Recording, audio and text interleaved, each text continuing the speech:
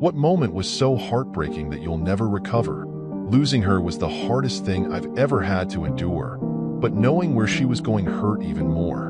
I'm a 24-year-old guy, and I love tooling around in old cars. It's something I've done with my dad since I was a kid, and he was all too happy to have me carry it on. So, I work a typical 9-to-5 schedule, and quite often I'm in the garage after work, fixing up this old Mustang I've been working on for the last 2 years or so. It was a completely unrestored 65 Mustang that my dad had for years. He gave it to me to take on now that I'm out in the world. It was a special moment for the two of us. So, one day I started leaving the garage door open, and it's to the front, so pretty much everyone can see what I'm doing. People stop by, chat, and say hello. It's great. I always love to chat it up, especially with older folks who are happy to see a young guy getting his hands dirty working hard on a classic. But I would never have expected her. About a year ago, during the summer, the neighbor's mom asked if I could look after their little girl, Rachel, a quiet little girl who always seemed well-behaved. I didn't mind, but I said, I'm really committed to working on this car. If you feel good enough to let her come over here while I'm working on the car, not a problem. Turns out they're going through a rough patch. The dad works the third shift, and the mom's got a part-time gig, so evening hours just aren't good for them. So, I started looking after Rachel. She's quiet, usually reading books or watching the TV I brought out so she could be around me. I always made sure to be courteous, set a good example, and even try out some dad humor every now and then. Well, she starts to come out of her shell after a while, and it was a joy.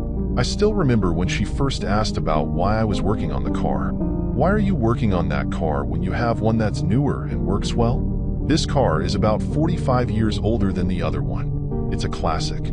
She'll be much prettier when I'm done with her. I've been sitting in the garage, helping my pop since I was even younger than you. I always wanted to be like him, and so I'd sit and learn, and eventually, he would let me help. Oh, whenever I see Dad, he's always sleeping. Poor girl. I hadn't really thought about how the divorce and her parents' schedule would be hard on a girl her age. Well, he's working hard to provide for you. He's working a tough job. She just kind of was quiet after that, but after 2 or 3 months, she started being cheerful when she came over, always asking questions about what I was doing, specifically, this part and that, why it needed to be done, what made it work.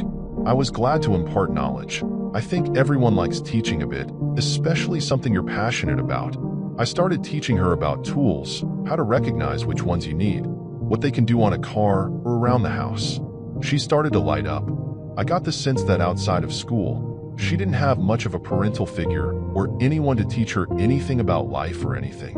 One time, my dad visited in his 66 GT convertible, and I took her for a ride in it.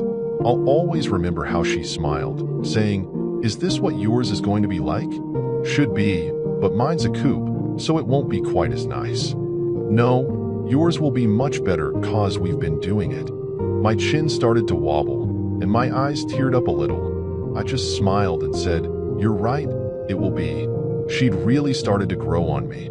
I mean, it would be impossible not to let her into your heart, a bright-eyed, smart little girl that just soaks up everything you teach her, wants to learn, and looks up to you like that. It made me sad because the times I saw her parents interact, they were always snide or yelling at each other when they were around.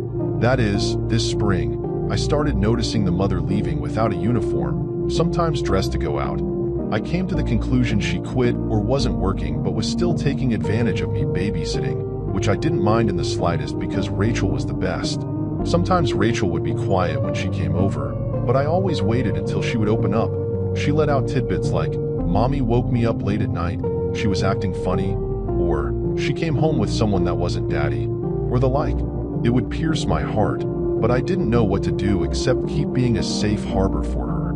She started hugging me more often, squeezing me as hard as she could. I'd always get a lump in my throat. She's just wormed her way into my heart. How when I take a break and sit down, she'll climb all over me until I give her the proper attention. I'm always impressed when I ask her to hand me a tool, and she picks the proper one. No problem. We had some of the best times I can remember, just tinkering under my car, her with a raggedy old sweater of mine on, with safety glasses so dirt wouldn't fall in her eyes, watching me work, asking away. One time, she nicked herself on the edge of the radiator support, and I picked her up and went to bandage it up. I told her, most girls your age would cry if they got that little cut. She said brightly, now my hands are gonna get all beat up like yours.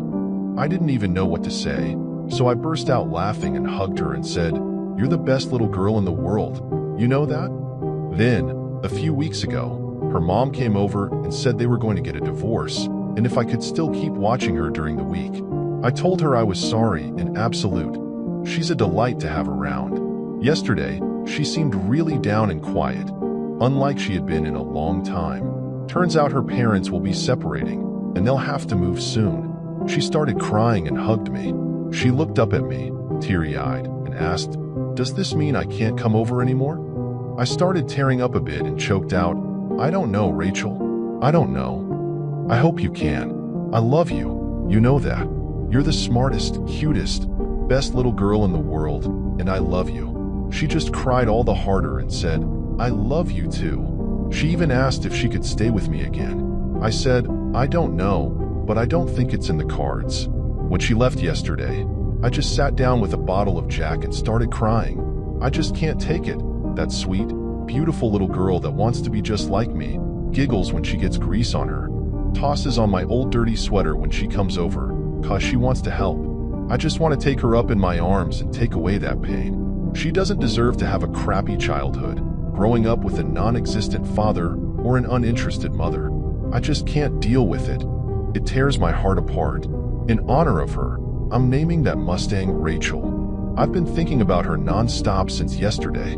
I keep wondering what's going to happen to her, if she'll be okay, if she'll find someone who cares about her like I do. I know I'm just a young guy, but I feel like I've become so much more than that for her.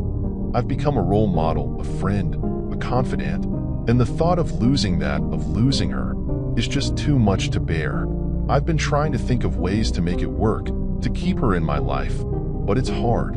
I know her parents are going through a tough time, and I don't want to make things worse. But at the same time, I feel like I have to do something. I have to try and make a difference in her life, no matter how small it may seem.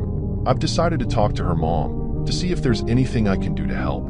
Maybe I can watch her more often, or take her on outings, or just be there for her when she needs someone to talk to. I don't know, but I'm willing to try anything. I just can't imagine my life without her in it. She's brought so much joy and light into my world, and the thought of losing that is just too much to bear. I know I'm not her parent, but I feel like I've become so much more than that. I've become her friend, her confidant, her safe haven, and I'll do anything to keep it that way. As I sit here, thinking about her, I'm filled with a sense of purpose. I know what I have to do. I have to be there for her, no matter what. I have to be her rock, her safe haven, her friend, and I will, no matter what it takes. The Mustang, now named Rachel, sits in the garage, a symbol of the bond we share. I'll keep working on it, keep restoring it, just like I'll keep being there for her. It's a promise I'm making to myself, to her, and to our friendship. I won't let her down, no matter what.